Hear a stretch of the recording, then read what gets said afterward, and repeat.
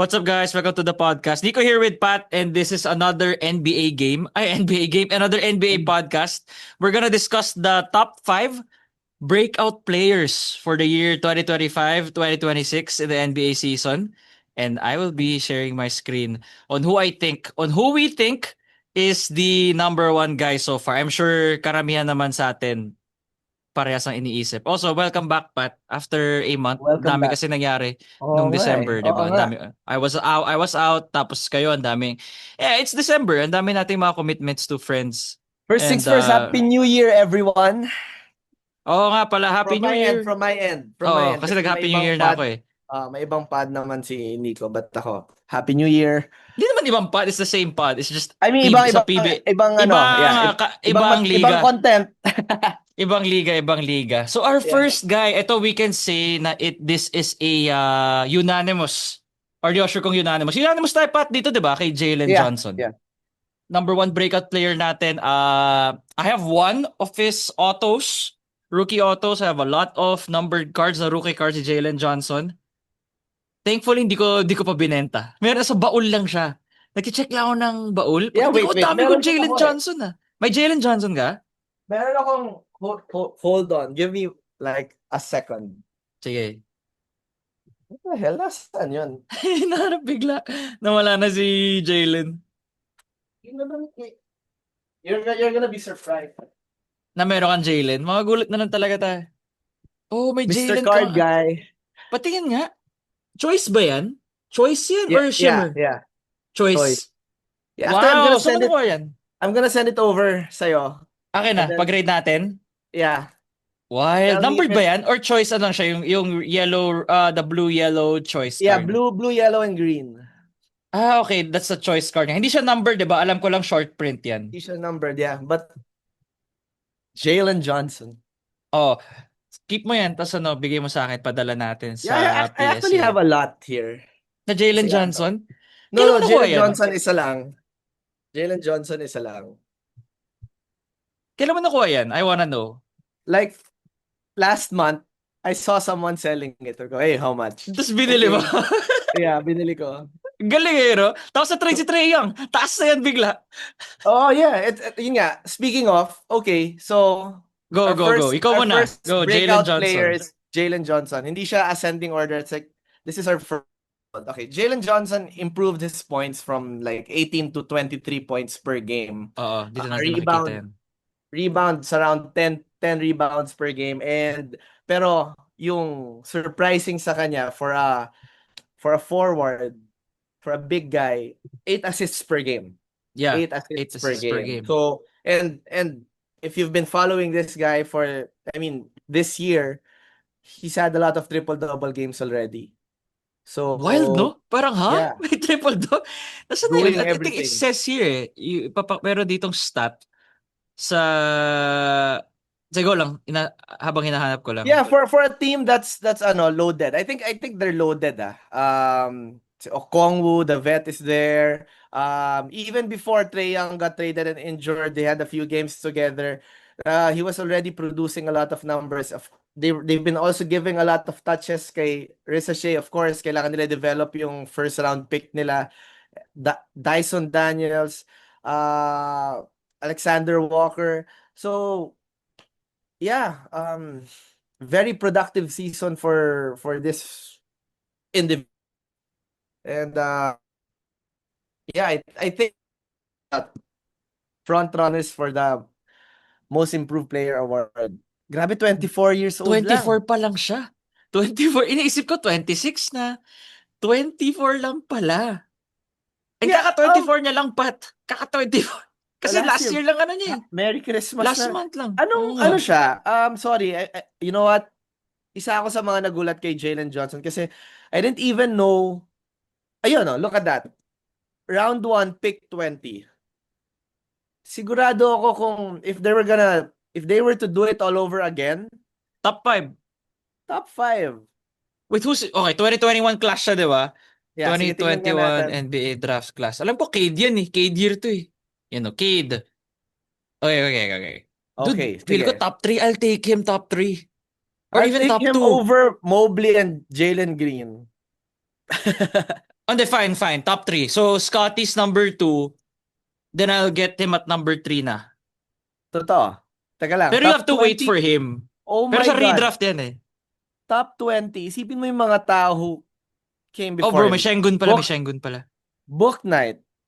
James Bouknight, no? Putik, Joshua The Primo. Primo, who the hell is that guy? Nagpapakita siya ng ano. Corey Kispert. I mean, I'm sure. Okay, sila Franz Wagner. We know these guys. Jonathan Kuminga. Imagine, Mr. Warrior fan, if the Warriors drafted Jalen Johnson over Jonathan Kuminga, siguro ang saya-saya mo ngayon. Yeah, I mean, well, di mo naman talaga alam eh. Kasi ano ba yung ano, Jalen Johnson, Duke numbers 23 points, 13 rebounds, I think, if I'm not mistaken. sa Duke. A professional NBA scout should have seen this guy. 11.1 points lang, oh. Ano yung nakita ko na 23? Ito, yun yung this year, bro. Yun yung this Okay. year. Grabe. Kita mo talaga toto niya dito to 11. this. Okay, how many games played? Ano ang yan? Okay. Yeah, he really put in the work and kita mo naman na the Hawks really are, ano tawag dito? Tawag dito, Pat, you can build around Jalen Johnson. Nandito na tayo sa point na the reason they traded Trae Young is because nakita nila they saw this guy and felt like, hey, I think we have a Jason Tatum in our hands. What do you think? What do you think about that? Yeah, I agree. Di I ba? totally agree. Because Tatum can play make-ish. But Yeah. Jalen Johnson this year, parang he's a notch better when it comes to playmaking than Jason Tatum. Pero then again, wala pa tong playoff experience, wala pa Yeah. tong the kind of fire that Tatum had to go through. So, in terms of, okay, 1:1 in a vacuum, parang kaya niya i-match si Tatum, di ba? He's on his way there. I think that's the right way to say it. Because So, of hindi the, ako OA for saying that this feels like a Jason Tatum not 2.0. Di pag sabi mo kasi 2.0 parang better eh. Hindi naman siya Yeah, parang hindi. it's like another mold of Jason Tatum. No, looking at them, I mean their style of play, iba. Mas hard worker si Jalen Johnson, mas the dirty work. Maybe that's why double rebounds with assist pa siya. Like si Tatum kasi scoring mentality siya eh, 'di ba? He's the killer of the team. Si Jalen Johnson naman does the dirty work. Rebounds, blocks, steals. Parang, you're gonna need this guy to win in your team to win an NBA to win a championship, 'di ba? Yeah. So, yeah. Okay ka na dyan. Like, you are okay with Jalen Johnson as that's your go-to guy, number one. Believe ka sa ginagawa nila ng Atlanta Hawks na the reason we traded Trae Young is because this guy can take us to the promised land. This guy is a number one option. Yeah. I think Or too early to say. I think Jalen Johnson will be their cornerstone. I think Cornerstone na siya. Okay. they're gonna build around Jalen Johnson. He's been producing significant numbers for the team. He's been leading them this year. Especially, we've seen it when Trae Young was injured. It was Jalen Johnson's team, no? So I think this year will be there. I don't know if they're gonna go all the way, but I think this is gonna be their setup year. Maybe we'll see something great sa Atlanta Hawks next year. Can they go all the way? So currently they're at 9. They're in the play-in, I no? don't think play-in team. Di mo feel however, na sila? Feel ko kaya nila umangat, bro. Feel ko kaya nila mag-6. Or Yeah. feel mo makakap sila at 7. Makakap sila somewhere here. Or feel mo kaya mo pa mag-6. Tall order. Tall order. It's Pero a tall kaya, order. pero kaya. No, okay. Ito yung problem ko sa Atlanta right now. But I don't know if it was negated dun sa last game. I don't think they have a legit court general. You can call me old school, pero I really believe talaga na a championship team talaga needs to have a very good court general.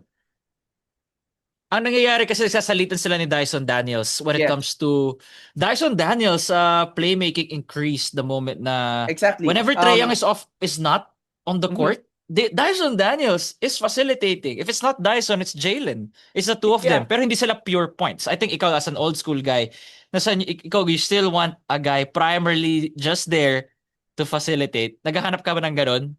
Yun ang hinahanap ko sa kanila. Kasi for example, um, when the Celtics won their championship, yun yung dumating di ba, they had Drew Drew Holiday. They had and Drew Derek Holiday White. and an improved Peyton Pritchard. Yeah, true. Di ba? So, however, yun nga sabi ko kanina, it was negated dun sa last game nila. Di ba when Trae Young got traded, grabe naman tong Dyson Daniels na nag-triple-double. And parang ako hindi ako na-surprise kasi nakita naman natin na this guy can really facilitate naman talaga eh. Yeah, pero he showed it nga na parang, okay, I think I'm that guy. Kasi I don't think si Alexander Walker can facilitate eh. He is a Parang no is a shooter. 3-and-D eh. All-around player na Yeah. 3-and-D. But you cannot tell him to facilitate. Yeah, he can't. So ayun, I think it's gonna be maybe next year or maybe to end the year. Baka si Dyson ang maging point guard nila talaga. Possible. Salitan sila, Jalen Johnson, no? Kasi, ano naman eh, point forwards are a thing Point now. forward siya. Yun For nga, the past positionless basketball 5-6 na, years, 'di ba? yeah. Positionless basketball. Ang hindi ko lang maintindihan, ang hindi ko lang alam sa Ray kanila, J ang puto. I don't know kung siya yung baggage nila, Ano si Risa baggage sila? Shea. I don't know. Grabe. Like, inconsistency personified. Grabe. Okay, next up in our most improved players or rather breakout players is Keontae George. Pero unlike si Jalen Johnson, no. Keontae George, hindi ko naman siya downplay by the way. Sinasabi ko lang situation nila ngayon. The Jazz are 13th place, no. So Yeah. far from the play-in, from the playoffs. But this guy also shot up when it comes to stats. Mas wild yung pag-shoot up niya than Jalen Johnson, no. Look at those stats, Pat. My goodness. Yeah.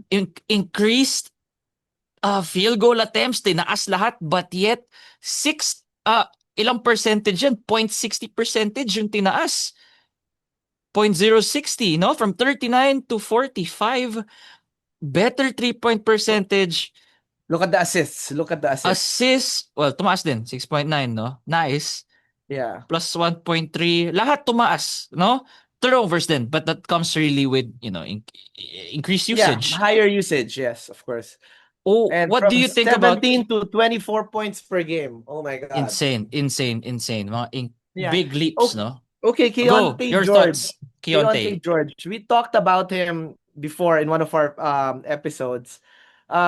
I really thought Keontae George would ano ba? What's the right word for it? I really thought that it was just during the start of the season. Pero he was consistent. He is consistent. From 16.8 points per game to 24 points per game. 2.6 3-pointers per game. Sinasabayan niya si Lauri Markkanen. Honestly, I'm really surprised bakit hindi sila nananalo kasi ang galing. Kulang pyesa. Ako naman kulang pyesa eh. Hindi pwede silang dalawa lang.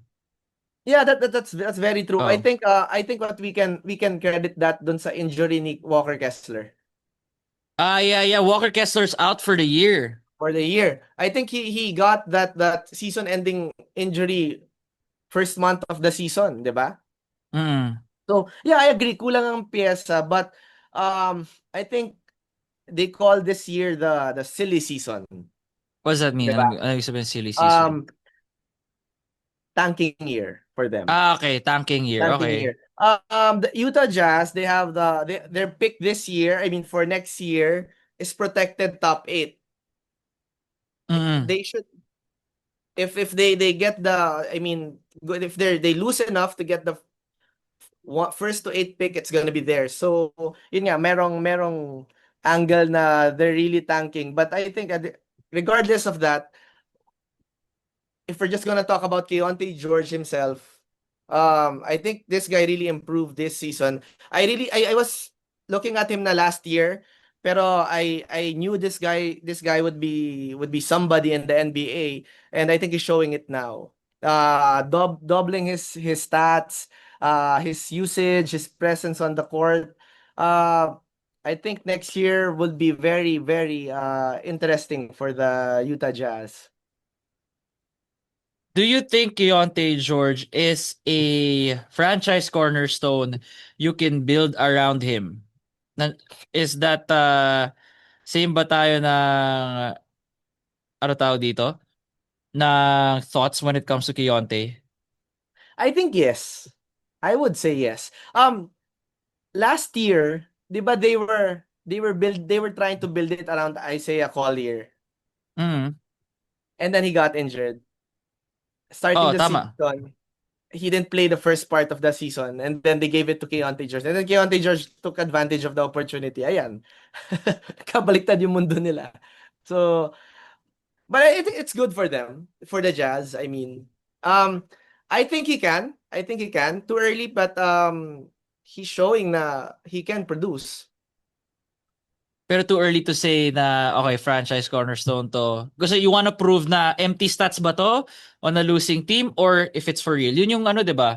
Yung Mm. something that most people, especially pa nagka-cards ka, if you're gonna Yeah. invest on a young player, you're gonna see the parang, ano ba to? Are these numbers working for a winning team or for a losing team? Pero nonetheless, for sure, Keontae, sabihin natin mag 500 lang yung team niya, sabihin natin 20 and 20. I'm sure he's an all-star, di ba, Pat?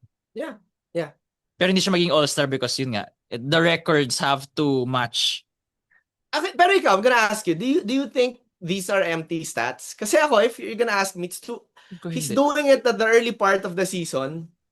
Hindi yung tanking part, 'di ba? Yung iba nagpapatalo or nagre-rest na ng second half.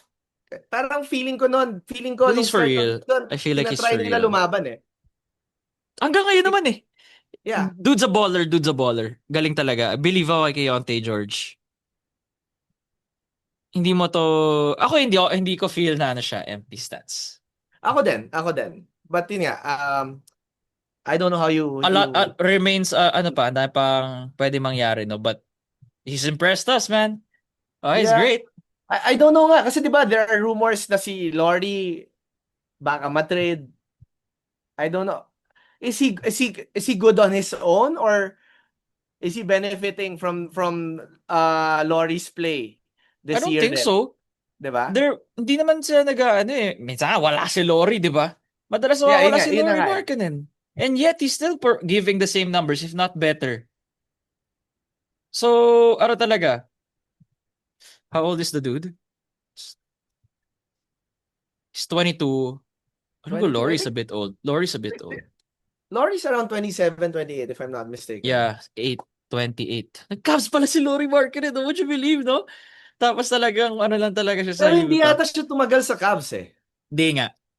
Parang he He was just, there for a year. He was yeah. there for a year. Then Alam transferred mo, to si Utah. Lori, feeling ko talaga bakit lumakas yan. Di ba he just finished his, Fin military, yeah, yung service niya, like a year or two, yung training, di ba parang sa Korea. mm Feeling ko, literally lumakas siya. Tumibay yung loob. Feeling ko, feeling ko all that military training really helped him eh. Okay, next guy. Next guy na we're gonna talk about is number 3 is Danny! Denny Avdia. Nag-iisip ako ng nickname pero ano pala, wala na maisip. Turbo? Nickname niya yan, Turbo. Turbo? Denny, yun yung ano, Turbo. Kasi nickname dito eh, sa ilalim. Oh, wala si Meron? Keontae. Meron. The nicknames are here. This is where you put the nicknames. Sa mga Lebron na. Somebody calls him Ay, Turbo? ano, ang dami ni Lebron, no? King James, Lego, brought the Little Emperor, L Train, Benjamin Buckets. Favorite player mo, by the way, Pat? Captain Le America. Benjamin Buckets, oh my. Benjamin Buckets. May magagalit na naman sa akin yan. May magagalit na naman sa akin yan. Oh, ito si Turbo. Pero Muna kung sino pag-usapan ka natin. mang LeBron fan, Benjamin Buckets, oh my God. Oh, yan. Pat, Okay, for you, Turbo. si Turbo. Bakit si Turbo? Why is he on our list? for obvious reasons. Look at those stats. From Wait, pakita ko na yung stats. 16.9 to Wow! 26 points per game. Bro, insane. Okay, Denny Advia, 26 points per game, 7 assists per game, 7 rebounds. Luka Light, bro. 7 Luka Light. rebounds. Yeah, Luka numbers. All-star. He's having an all-star year. And he's holding the line for the Portland Trailblazers. No Scoot Henderson, no Drew Holiday. 'Di ba? They're not depleted, but the players that they're really relying on from the off-season movement, and of course their second round pick, wala. And I think it's again another guy who's taking advantage of the opportunity. It's Danny Advia. He's playing like an all-star. Eto talaga. I did not expect to see this guy play this way. Nobody expected it to play this way, pati tayo. Kala ko Talaga. ma-replicate niya lang to eh. Like Ini-expect pa Keontae natin. George, being fantasy guys, Yes, oo, we're the go. type of people who follow their stats. Keontae George, nakita ko last year yan, napansin ko yan. Napuputok eh, no? Napuputok. Jalen Johnson, ganyan. Pero yung kay Jalen Johnson, hindi ko in-expect na ganyan eh. Pero alam ko, he's one of the top guys. Pero yung kay Denny, wild. Like, di ba, like what? Grabe. Pati yung usage niya ata. Wait, nasa yung advanced stats? The usage really increased. Where's the usage? 5 percentage points, no? 23 to 28. Dude, Washington lost a good one. They lost a great one. They gave up immediately on Denny. Pero can we blame them? It's not like Denny gave them a reason to keep him. Hindi naman nila completely fault eh. Kasi kung ikaw GM Pat, you're like, I think ito na yung ceiling ng bata namin. I totally agree. Akala ko mid lang. Baka a good complementary player. Baka gaganon. He's 25. He's young. So they gave up on him when he was 23. Yung nilalaro niya ngayon, Nico, pwede tayo magtanungan bigla na, can you build the team around Denny? Now that's a good question, no? Feel ko he's a second option at best. Yeah. Hindi siya yung parang Jalen Johnson na this guy's it. I was watching some of his games. Talagang kanya yung bola. They have close games this year. Siya yung last shot, siya yung dagger, sa kanya na binibigay talaga eh. Akala ko kay Sharp. Kala ko kay Shadon. Check ko lang yung advanced stats ni Shadon. Usage ni Shadon. 31! He has higher usage than Denny, pero I think Denny's just more efficient, no? Like every time he has the ball, something's gonna happen. Grabe ang turnover ratio ni Sharp. Sobrang makalat siyang player. 2.9. Nagpo-produce si Sharp pero ang kalat niya. Pero si Denny, tama ka doon. Sobrang efficient na player. Yeah, I mean, Denny has 2.9 turnovers a game, but wait, no, sorry. Am I looking at the right one? Yeah, that's the right one. No. No, sorry. This is Sharp. Sharp has 2.9. Yeah. Pero si Denny has 3.9 turnovers but 7 assists. Si Sharp has how many assists? 2.6 assists. He has more turnovers than assists. No, so, tingnan mo yung field goal percentage. 44 si Sharp. Denny is the ball is better. May better outcome ka with Denny. Pero di naman natin sinasabi na bano si Sharp. Sinasabi lang natin na si Denny has the higher efficiency right now between the two of them. Sharp still, Si Sharp for me, magaling si Sharp. I mean, I hope I don't get hate. He's 22. Si Sharp para siyang better na Jordan Poole. Hindi ka makaka-hate dyan. That's a good comparison. Bato siya ng bato, pumapasok. Actually, kaya ako binantayan si Denny kasi last week sa fantasy, kalaban ko yan eh. Nakakainis. Nakakainis talaga siya. Nakakainis. Kalaban ko si Keontae George. Naiinis rin ako eh. Nakakainis sila kalaban. Ha? Inis na inis ako sila kalaban sa fantasy. Grabe siya. Tapos ito pa. hindi mo alam kung na yung pick niya right now pang second round eh. 'Di ba? And I'm sure he Second got round production na nga si Denny. Si Sharp more of third, fourth pa. Fourth third, round fourth. even. Pero pag uminit si Sharp, he's gonna give you like 6 30? threes, mga 30 ganyan, 'di ba? points. Let's give you 30. Pero 28 to Denny will 30. give you like across the board points, rebounds, assists. Tingnan mo itong last 5 niya, Pat. 34, 29, 33, 41, Yeah, 20. ano yan? Look at those Akin yan. wins! Kalaban ko yan. Kalaban ko. Akin yan, kalaban ko yan. Akin yan. Last week yan. Bad trip yan. Akin yan, akin yan. Kalaban ko siya dyan. Yung Mhm. nag-40, yung nag-triple-double pa. Oh my God, na triple-double yan. Damn. Yeah, Denny Avdia. Pero for And me, second option shot best. partida, wala pang pyesa yung ano wala pang pieces yung Orlando. I mean, Orlando tolo, sorry. Wala pang pieces yung Portland. Like, they're not yet a fully functional team. That's ganyan, assists and all, di ba? Galing. Lastly, dagdag ko lang, Denny's in the top 2 of free throw attempts per game. I think number 1 lang si Luka. Then it's Denny.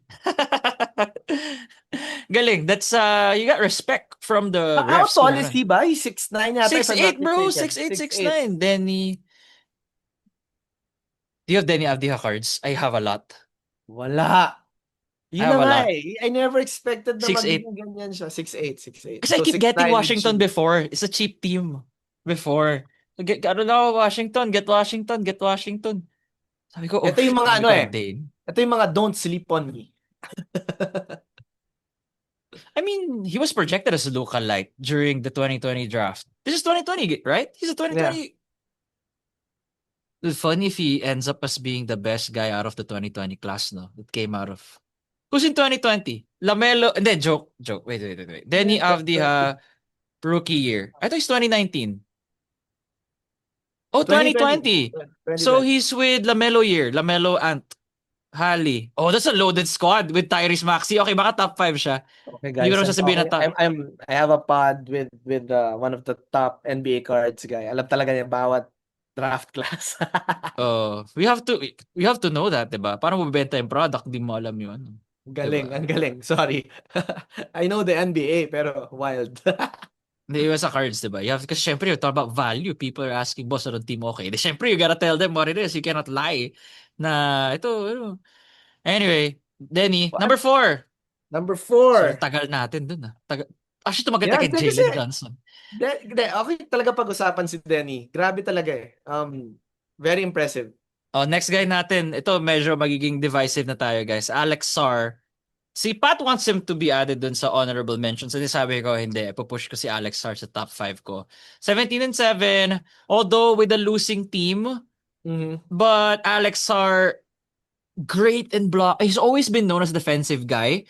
Just developed his offensive game right now in the second year. Nakakainis na ng kalaban sa fantasy. Improved his numbers across the board from 39% to 50, 36% from 3. Slightly better from the free throw percentage, but ang ganda ng haul ng rookie class ng Washington last year, Pat. That was Keyshawn George. We also have Keyshawn George next. Yeah, the Keyshawn, brother. Alex Sarr, and Bob Carrington. The brother. Yung nickname niya, The Brother. Kahit wala namang siyang brother. Brother ni Paul George, Keyshawn. Oh, Pero anyway, wait, Pat, what do you think related about ba si Alex Sarr? Sorry related ba si Keontae and Kishon? No. Akala ko magkapatid. No, bro. Hindi ka sila may mga questions. He's Keontae Short. They're not. They just say share the last name. Canadian si Keyshawn. Canadian Okay, national sorry. team Akala ko pala. magkapatid sila. Okay, sorry. Jason Siggers. Okay. Keyshawn George from Switzerland. His father's Canadian. Dion George. His father's former pro Jason Siggers. Oh, I think he picked up the name of his mom or something. The fact na. Okay, anyway. Alex Sarr, what do you think, Pat? Pwede natin pasadahin naman. Kasi tumagal tayo with ano. Me, I think Franchise cornerstone or not? Franchise cornerstone or not? Or franchise, he's a core. He's part of the core. he's part of the core, but he's not the cornerstone. Not cornerstone. This year, no, you know what? I agree naman he's top 5, but like borderline. He has 17 points per game, pero again, as fantasy guys, we follow the stats, we follow the players. Parang silent eh. Silent 17 points per game. You don't notice na siya yung nagdo-dominate sa team. I don't know, maybe it's because sila CJ yung tira ng tira, 'di ba? Si Keyshawn, Yes. mas aggressive si CJ and si Keyshawn. Pero yeah, I agree. Numbers don't lie. Saka mas na-impress ako dun sa 2.3 blocks per game niya. I didn't expect na he was gonna be that guy. The the wall, 'di ba? But yeah, I think it's 17 points per game, 2.3 blocks, and then like 7 to 8 rebounds. He's having a good year, a better year than last year. Yeah, kaya nalagay natin sa number 4, no? That's it much for Alex Sar. The team's still losing, pero I'm just glad that this guy's doing well, no? People projecting to be a bust because of how bad the Summer League games were nung rookie Ako year niya. naman, I Remember? think that Remember that, draft Pat? class was Well, last year lang to, ah. Think about it, it's just last year. This is the yeah, Stefan Castle, Jared McCain year, Reed Shepard na nasa team mo. Not yeah. bad. It's an okay class. Like, core Feeling rotation ko kasi players. feeling ko ngayon nga Reed Shepard na sa akin improving, 'di ba? I mean, we're talking fantasy guys.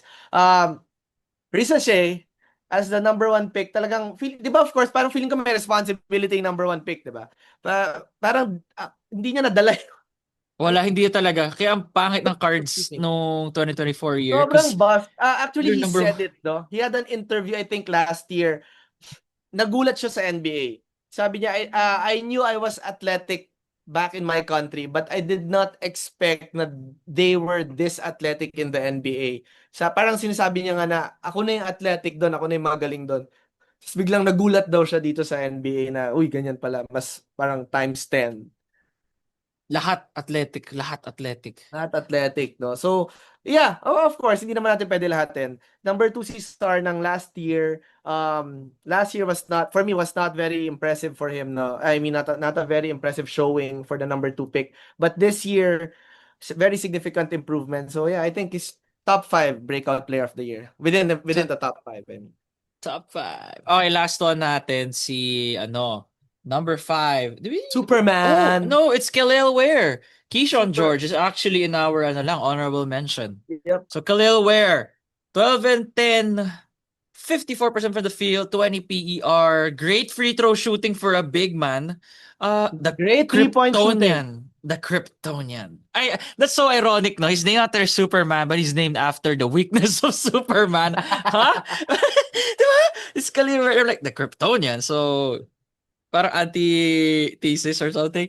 Anyway, Khalil Ware, I feel like si Spo lang naman talaga nag-hold back sa kanya, Pat. Exactly. Si What I Spo was lang. gonna say. Si Spo lang Um, talaga, So, promise. Khalil Ware, what I want to call him is the poor man's Super, Wemby. poor man's Wemby is fine. Diba? I would be good with that. I think he's 7'1" if I'm not mistaken. He can shoot threes. He can block. He's agile for his height. Yeah. 7 feet. Looks longer though. I think his wingspan is compensating for the height. So he improved from last year, diba? 12 points per game, coming from a 9 point per game, 9 point per game season. Double digits in rebounds, 10.6 na siya, 10.6 rebounds per game na si Ware. And then of course, 1.3 blocks per game and 1.2 3-pointers per game. Galing. So very, very, very good jump from last year. And I totally agree. I don't know if it's really Spo. If you remember si Whiteside. Hassan Whiteside. Oh, I don't think gano'n naman siya. I don't think No, he's no. Hassan. Ang point ko is, feeling ko si Spo ayaw sa big guys. Parang small ball siya talaga. Kasi But talagang, Khalil Ware can shoot. They use him as a... exactly. Yun na nga eh. Yun ang hindi ko maintindihan. Kasi parang pinipilit niya talagang center si Bam. Yeah, he has to make them work eh. Kasi he wants to have them both on the floor. Pero sometimes, hindi ata Ako guys fit. correct me if I'm wrong. But I think pwede mong pagsabay si Ware and si Bam. You can. Ako, di naman tayo analyst, Pat. Diba? We're never analysts. Yeah. We're just fans of the game. Pero, in the eye test, on the eyes of fans, parang a lot more people are craving na ipagsabay silang dalawa. Like, give them more minutes Saka, together. saka guys, I drafted Kelel Ware this season sa fantasy. The games that he started, he was really producing significant numbers. Double-doubles talaga and multiple three-pointers along with these blocks. Tapos biglang for no reason or mag-experiment si Spo, i-off the bench niya. Na 20 minutes lang, tapos 20 Yeah, minutes parang lang. ako naman, coming from like 2 or 3 straight games sa double-doubles as in 20s yung production ni ni Kelalware, bigla na lang magugulat ako sa next game pagising ko, bakit hindi pa pinapasok to? So I really don't know. Tama ka. I think you said it best. I think it's Poe that's holding him back. And maybe, of course, NBA coach, no? Hindi naman tayo analyst, tama ka. Baka he's seeing something that we can't see. Pero I Yeah, really one of the don't. greatest to ever do it, si Spo talaga, bro. Iba Yeah, talaga. he's Yung one of the journey best. niya. But pero if nasa harap ko si Spo and may one question ako sa kanya, Coach, bakit? coach, Coach, bakit mo bakit? um bakit mo siya hindi pinapalaro? Or meron ba kaming hindi nakikita as NBA, as basketball fans? No, but kasi 'di ba? Easy. Sobrang easy of a 7-footer. And he doesn't look weak. 'Di ba yung ibang 7-footers parang malaki lang? He's 'Di ba? wiry. He's a wiry big. He's built He's like Wemby, agile. but mas may laman than Wemby si Yeah. ano. Yun na He's nga not eh. that injured. He doesn't get that Tapos injured. sometimes when he gets rebounds, he jumps for them. Like, he really gets them. Talaga sabi ko, uy, galing nito talaga. Pero, like, now, he came off the bench na naman. The game today. Pero before today, he was starting, if I'm not mistaken, starting na naman siya eh. But now, he Paiba-iba came siya, off the Pat. I really can't say kasi he would be starter, he would be off the bench. Di mo alam kung anong gagawin ni Spo eh. Yeah. Pero yun na nga, no? Summer League, nabantayan ko na rin si Ware. That's why I drafted him. Actually, hindi ata nakita ng marami sa league natin. I really was really eyeing him already. But of course, hindi ko siya kukunin ng top pick, 'di ba? Or I mean, the first rounds. But yeah, then I think bigyan siya more minutes or ilagay siya under a system na they're gonna really utilize him. Yeah, I think he's not someone you're gonna build a team on, pero he's gonna be part of the core definitely. Yeah, for sure. Last one natin is in our honorable mention. Not last ones. Let's go through. AJ Mitchell. AJ Mabilis Mitchell. lang. Mm. Yeah. Ako, yun nga, I really had a difficult time kasi ako I wanted AJ Mitchell sa top 5.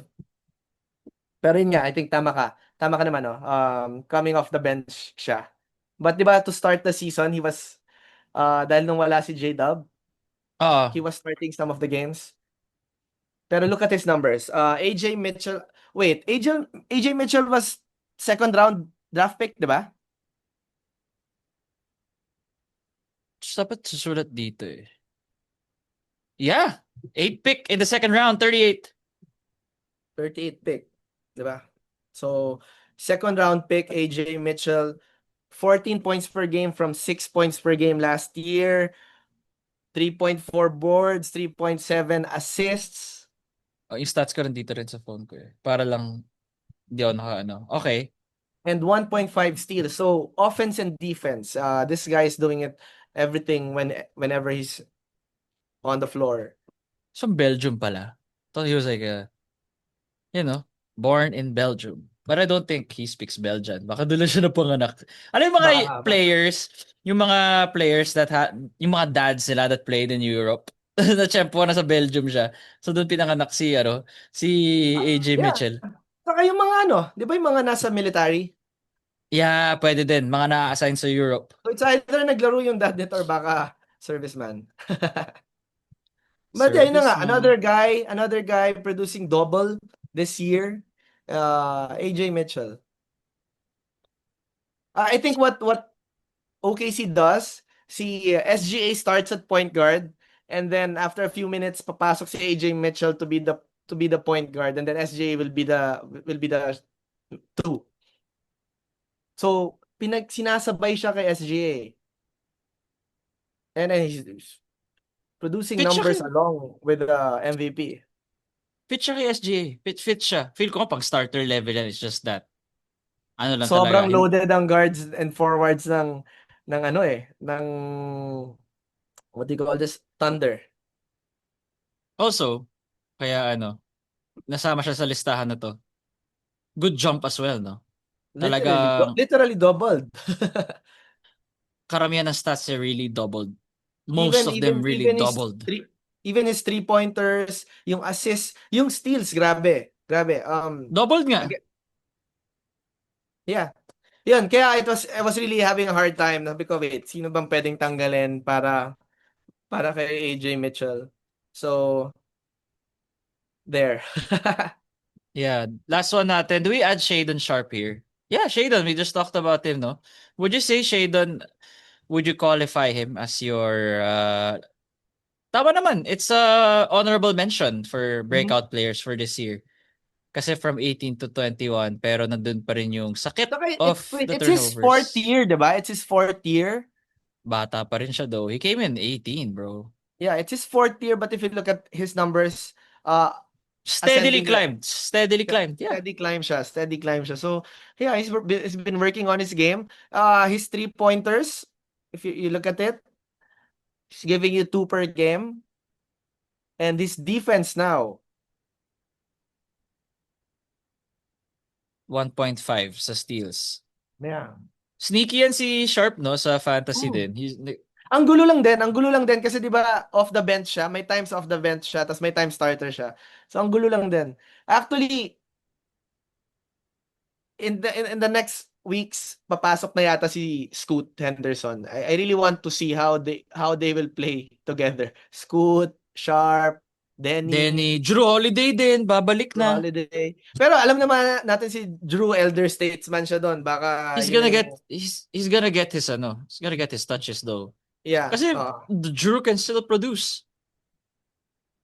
Ano siya? He's a young 35-year-old yata, 36. Kasi 'di ba he retired early to take care of his wife. Oh, pero So, solid pa rin ang stats niya, bro. Like, if you, oh, kasi I have it in my other fantasy league. Ganda na nabibigyan sa akin yung prior. Ayan, oh, ganda ng stats na yan eh. yep. Here. 16, 8, and 5. 5 Mhm. and 8, tapos may 1.6 steals ka pa. Yeah. Para Yung steals na-rejuvenate talaga. yung career niya. Na-rejuvenate yung career niya from Kailan siya Boston. nag-retire? I think he missed 2 years to take care of his wife. Did he miss years? Or baka nawala lang siya for a bit? A year or two, if I am not Dire-diretso eh. 17, 18, 18, 19. 2020. I think he took a leave of absence na pero hindi buong year. Parang nawala Okay, siya okay. for a good significant eh. Kasi I think his 2013 wife year. had Tingnan mo to, 34 lang. Pero again, siya mababa. Ito yata 'yon. a Kasi yan, year. I think 2013-14 no, New Orleans siya noon. I think he ended his career mid-season. Tapos nung 14-15 bumalik yata siya half of the season na. Yeah. So yeah, yun lang naman yung kay Drew Holiday na mention na natin. But yeah, Yeah, that's ayun nga. our So picks natin for this year. I think that's kind of recap. set. Wala na masyadong lalabas right now kasi Pero ito tanong ko sa'yo, we're almost halfway. who do you think will be the who do you think will win the most improved player? Denny. Is it Bibigay nila JJ kay or Denny. Denny? Denny. Kay Denny nila bibigay. Feeling ko Denny. Kasi magka-identical naman yung stats ng... Actually, they're in a tougher Western Conference. They're both in the play-in. Bibigyan nila kay Denny yun. Kay Denny yan, no? Because to do that without Drew, without Scoot, diba? Tapos ikaw pa yung face. And mas malaki yung jump mo nga doon, Jalen. Yun yung parang angat mo rin. Ang laki ng jump niya. Yung kay Jalen parang sinundan lang niya eh. Ganda lang ng ano lang eh. Like increase lang din. Yung assist lang naman niya yung significant jump eh, pero yung points and rebounds niya halos the same. Well, yung points din pala I'm sorry. But I think mas marami ang tumalon kay yung production ni Denny. Bigger. True. Very true. That's why, yun lang naman guys. Let us know what you think about our breakout players. Let us know who you think na nakalimutan namin or let us know what you think about our picks. Nico here with Pat, NBA Podcast. Follow 5-star rating on Spotify, like, comment, subscribe on YouTube. See you all next time.